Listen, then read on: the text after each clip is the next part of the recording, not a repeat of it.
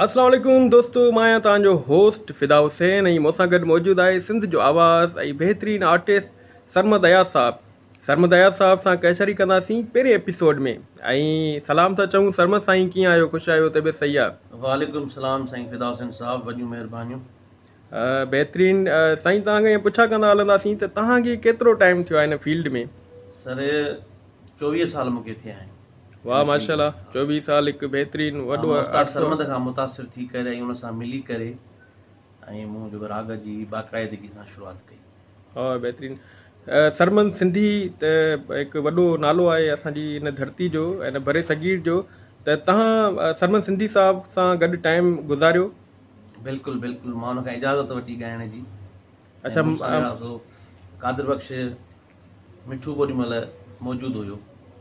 सो उहो तव्हां जूं मुलाक़ातूं ऐं उन्हनि जे बारे में कुझु को यादगार लम्हो कुझु असां सां शेयर करणु चाहियो असांजे पेज ते? बहितरीनु इंसानु हुयो ऐं हू जेको आहे हमेशह किरियल जेके माण्हू हूंदा उन्हनि खे हिमथाईंदो, चवंदो जिदोजहद कयो, अॻिते अचो ऐं तइलीम पिरायो। तइलीम खां सवाइ माना इहा सिंध खे असां माना संवारे न सघंदासीं। वाह, बहितरीनु बहितरीनु, तमामु बहितरीनु। तव्हां बाक़ाइदे सां सिख्या राग जी कंहिंखां वरिती? मां उस्ताद सादिक अली खां सिखियुसि। ओल्ड कैंपस हैदराबाद में म्यूज़िक मां टीचर हुयो। उस्ताद सादिक अली तुंहिंजे अजर फिराक में मां लका शिकारपुर वारो। अच्छा, वाह बहितरीनु। ऐं तमामु बहितरीनु तव्हांजो 24 सालनि जो तजुर्बो आहे। ऐं तव्हां हिन फील्ड खे भला कीअं ॾिठो? हीअ मौसीक़ी जी जेका दुनिया हुआ उहा माना तव्हांजो रायो छा आहे हिन बारे में? रंगीन दुनिया आहे ऐं मुनफ़रद दुनिया आहे। पोइ तव्हां हुनखे कहिड़े बि तरीक़े सां जेको आहे इस्तेमालु कयो, सुठे तरीक़े सां कयो।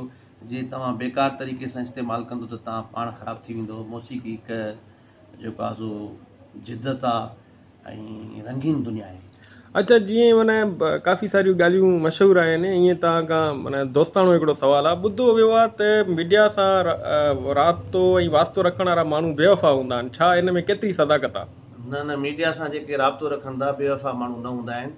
थोरो उन्हनि में टाइम जी कमी हूंदी आहे, घटि वधि थींदी आहे टाइम जी। बाक़ी उन माना सही आहे बिल्कुलु। हा, बहितरीनु बहितरीनु जवाबु तव्हांजा। ऐं इनशाला असांजो हिकिड़ो नेक्स्ट एपिसोड बि ईंदो ऐं उन में अञा मज़ीद असां सरमद अयाज़ साहब सां कैचरी कंदासीं। सरमद साईं खे हिकिड़ी रिक्वेस्ट कंदासीं त पंहिंजी दिलि वटां को कलाम असांखे असांजे व्यूवर्स खे ॿुधाइनि असांजे पेज ते तवसुस सां।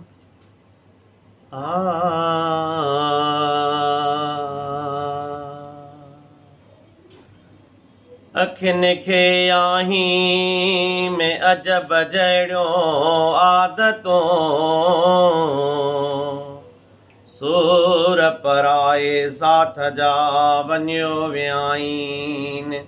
लॼा तार लतीफ़ चवे उते लऊं अलाइन, उते लऊं अलाइन जिते हाजत नाहे हथियार जी।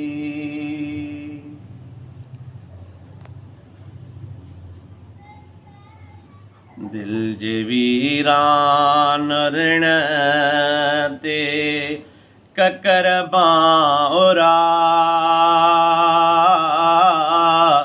थोरड़ो ई वसीहा त छा थिए थी। मुंहिंजी पूॼा ॾिसी देवता थी वए, पंहिंजे पूॼा कंदड़ खां जुदा थी वए। मां बि माण्हू हुयुसि, मुंहिंजी दिलि जा इलही,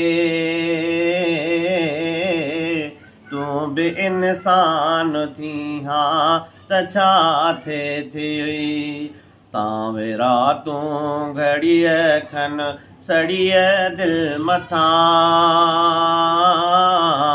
छा विरो थी रही हा त छा थिए थी।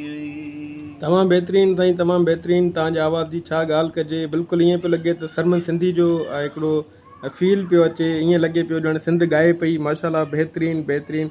ऐं दोस्तो, तव्हां सां हाणे थोरी देरि में मुलाक़ात थींदी हिकिड़े कमर्शियल ब्रेक खां पोइ। ऐं असां सां सरमद अयाज़ साहब मौजूदु हूंदा, अञा कचहरी थींदी ऐं खोड़ सारा गीत थींदा, हाल अहिवाल थींदा। मिलूं था थोरी देरि खां पोइ।